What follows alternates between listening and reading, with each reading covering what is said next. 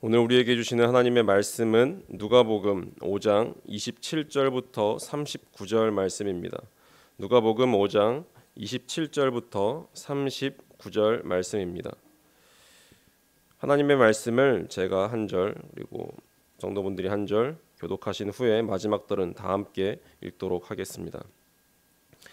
그 후에 예수께서 나가사 레위라 하는 세리가 세관에 앉아 있는 것을 보시고 나를 따르라 하시니 그가 모든 것을 버리고 일어나 따르니라. 레위가 예수를 위하여 자기 집에서 큰 잔치를 하니 세리와 다른 사람이 많이 함께 앉아 있는지라. 바리새인과 그들의 서기관들이 그 제자들을 비방하여 이르되 너희가 어찌하여 세리와 죄인과 함께 먹고 마시느냐. 예수께서 대답하여 이르시되 건강한 자에게는 의사가 쓸데없고 병든 자에게야 쓸데있나니 내가 의인을 부르러 온 것이 아니요 죄인을 불러 회개시키러 왔노라. 그들이 예수께 말하되 요한의 제자는 자주 금식하며 기도하고 바리새인의 제자들도 또한 그리하되 당신의 제자들은 먹고 마시나이다. 예수께서 그들에게 이르시되 혼인집 손님들이 신랑과 함께 있을 때 너희가 그 손님으로 금식하게 할 수 있느냐. 그러나 그날에 이르러 그들이 신랑을 빼앗기리니 그날에는 금식할 것이니라.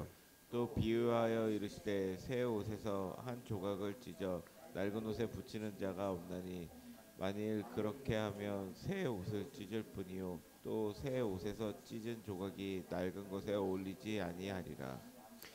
새 포도주를 낡은 가죽 부대에 넣는 자가 없나니 만일 그렇게 하면 새 포도주가 부대를 터뜨려 포도주가 쏟아지고 부대도 못 쓰게 되리라. 새 포도주는 새 부대에 넣어야 할 것이니라. 묵은 포도주를 마시고 새 것을 원하는 자가 없나니 이는 묵은 것이 좋다 함이니라. 아멘. 오늘은 이제 설날 당일입니다. 이제 명절이기 때문에 이제 가족들과의 만남들이 이제 있습니다.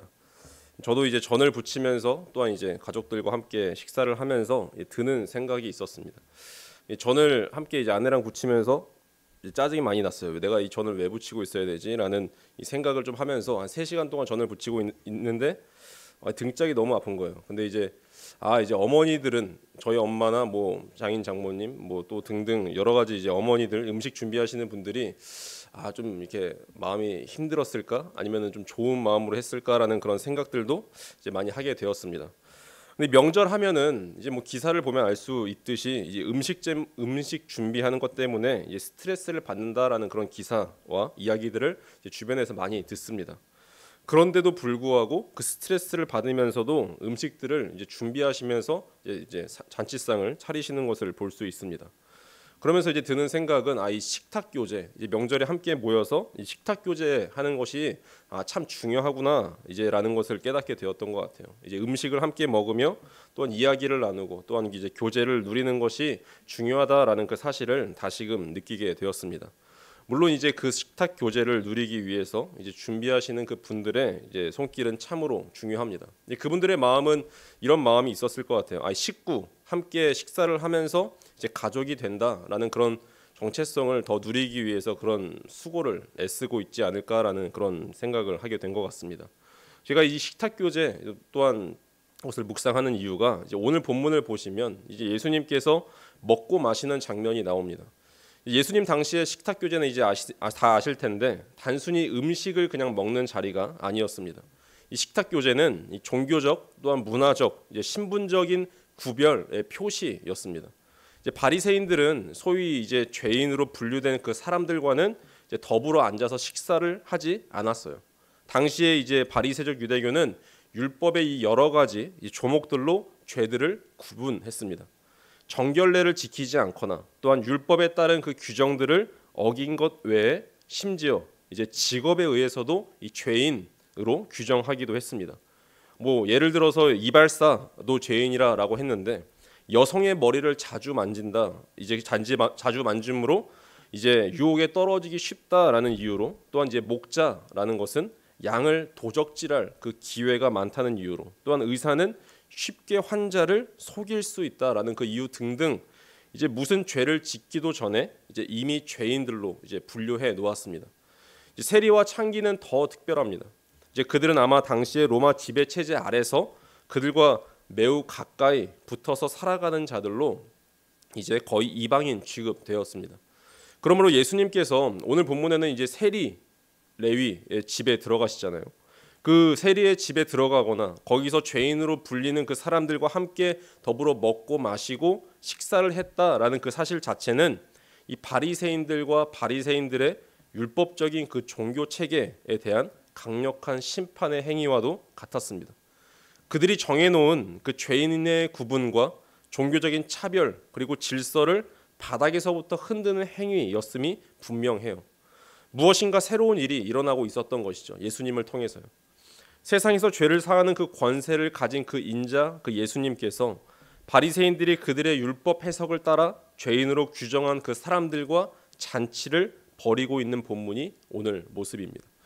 이 당시의 죄인들과 벌였던 이 예수님의 식탁 교제이자 이 잔치는 강력한 그 바리새인들에게 심판의 경고였습니다. 예수님은 이제 그 잃어버려진 바 된 그 이스라엘, 다른 말로 바꾸면 여호와 하나님의 양무리를 찾으러 오시겠다고 약속하신 그 하나님 자신의 뜻을 스스로 성취하십니다. 그 약속을 하나님 자신께서 이행하신 것이죠.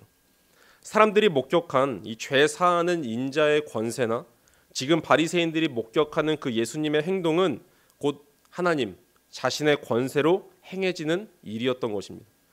이제 하나님께서는 바리새인들의 그 임의적인 율법 해석에 따라서 죄인이 된 그 자들을 그분의 공동체 안으로 불러 모으시고 회복시키십니다. 그러면 어떻게 되는 것이죠? 이제 바리새인들은 설 자리가 없어지는 것이죠. 그들의 율법 해석도 근본적으로 도전을 받고 있는 것입니다.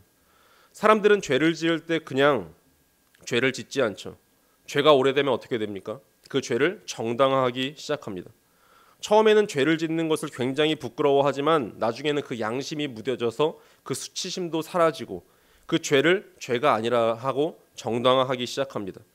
죄에 대한 정당화, 이것이 바리새인들의 율법 해석에 작용하는 내적 동기였습니다. 이 하나님의 긍휼에 불타는 그 예수님의 불꽃 같은 그 눈은 이들의 거짓된 동기와 이 바리새인들의 거짓된 동기와 교묘한 정당화의 심장부를 꿰뚫어 보시고 있죠. 참 사랑은 늘 진리와 함께 동행하기 때문에 그렇습니다. 예수님은 말씀하십니다. 의인을 부르러 온 것이 아니라 죄인을 불러 회개시키겠다라고 말씀하십니다. 무엇을 뜻할까요? 예수님께서 하시는 그 일과 천국의 그 복음을 받아들이기 위해서는 내가 스스로 죄인이며 스스로 병들었다라는 그 사실을 깨닫고 인정해야 되는 것이죠. 복음을 듣고 구원을 얻을 기회는 결국 그 스스로가 닫고 여는 것이라고 해석할 수 있는 것입니다. 자신의 구원을 방해하는 것은 그 자신의 완악함일 뿐인 것이죠. 예수님의 식탁교제는 그대로 예수님이 전하신 복음입니다. 예수님께서 이 세리의 집에 들어가 죄인들과 먹고 마시면서 이 바리새인들을 향해 하신 이 말씀은 예수님의 사역을 상징적으로 요약하는 것이라 할 수 있어요. 율법의 핵심은 무엇입니까? 사랑, 곧 긍휼입니다. 이런 점에서 예수님께서 이 죄인들과 함께 하시는 그 식탁 교제는 그 자체가 행동화된 설교라는 것이죠. 예수님과 함께 있는 것, 그것으로 충분합니다. 예수님은 마치 신부가 신랑을 만나 행복한 것 같은, 잔치의 손님들이 새 술을 마신 것 같은 막을 수 없는 그 기쁨의 비밀입니다. 그 기쁨은 죄인을 사하시며 그들과의 교제를 통해 화해의 공동체를 만드시는 기쁨이신 것입니다. 그 기쁨을 잃어버리고 쫓겨난 자들을 그 불러들이며 소위 의인들과 죄인들을 하나의 생명의 공동체 안에서 이것이 진짜 공동체라는 것을 누리고 회복하게 하는 그 기쁨이 예수님 스스로가 되신 것이죠. 예수님께서 우리에게 그 무엇도 막을 수 없는 그 기쁨이 되신 이유는 그 주님 예수님께서 죄 없으신 하나님의 아들로서 죄인들의 친구가 되셨기 때문에 그렇습니다. 우리가 죄인 되었을 때, 죄인임을 우리가 거듭 절감할 때 그분은 우리에게 친구가 되어주셨죠.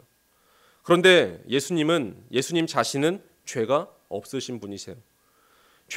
생각해보면 죄인이 죄인의 친구가 된다라고 한다면 같이 어두워질 가능성이 높죠. 그러나 이 거룩한 사람들이라도 내가 거룩하지만 죄인들의 친구가 되지 않는다라고 한다면 그 거룩한 자가 죄인들에게 기쁨이 될 리가 없습니다. 이 바리새인을 가리키는 말입니다. 바리새인들은 자신들을 거룩한 의인인 것처럼 생각하고 죄인들을 멀리했어요. 죄인들에게는 두려움과 경계의 대상이 되었습니다. 하지만 실제로는 그 바리새인들은 어떻습니까? 그들 속에 죄가 가득했습니다. 그들은 죄인들이면서 죄인들과 분리된 거룩한 자들로 그냥 행세한 것이죠. 오늘날 우리 교회들도 저도 다르지 않다라고 여겨집니다. 세상 사람들의 그 친구가 되지도 못하면서 우리가 스스로 어떤 것들을 만들어 놓은 종교적인 행위들로 스스로 의인인 듯 시부하고 실제로는 세상보다 더 세상적인 경우가 너무나 많습니다. 오늘날 회복의 길은 단 하나입니다. 우리 자신에게는 거룩하고 엄격한 경건의 기준을 적용하고 세상 사람들에게는 관용해야 합니다. 그 반대로 가면 위선이고 타락일 것입니다. 오늘날 교회는 예수님처럼 죄인들의 죄 없는 친구로 행하고 있는지 우리는 스스로 돌아보아야 합니다. 우리 주변에는 어떤 사람들이 있습니까? 믿는 사람들이 믿는 사람들과만 어울려 다닌다면 그것은 소금이 소금통 안에만 있는 것이죠. 그냥 랜턴을 켜서 서랍장 안에 두는 것과 같습니다. 세상 사람들이 허물이 많다 해도 예수님께서는 그들의 친구가 되기를 주저하지 않으셨을 것이 분명합니다. 예수님은 죄인들을 그들에게 붙여진 그 사회 종교적인 딱지나 그들이 저지른 그 허물로만 보지 않으셨기 때문에 그렇습니다. 하나님의 잃어버린 자녀로 보셨죠. 예수님은 빈, 부, 노소를 막론하고 한 인격으로 대하셨습니다.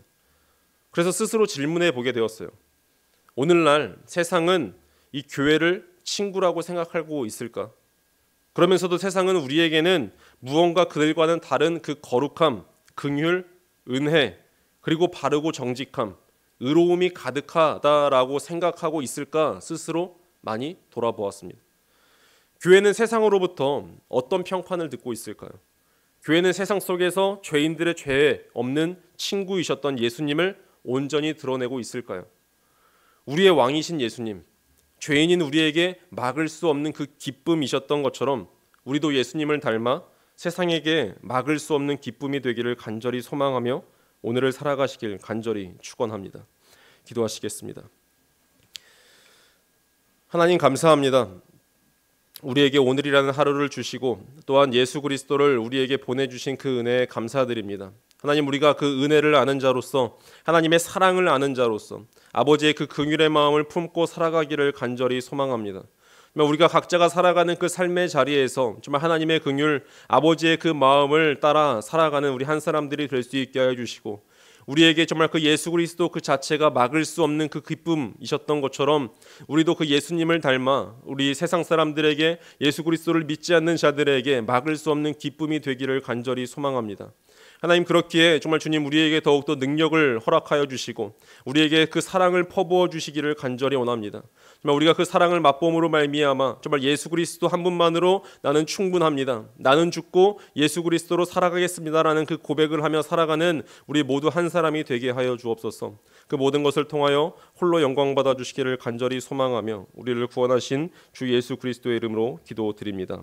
아멘.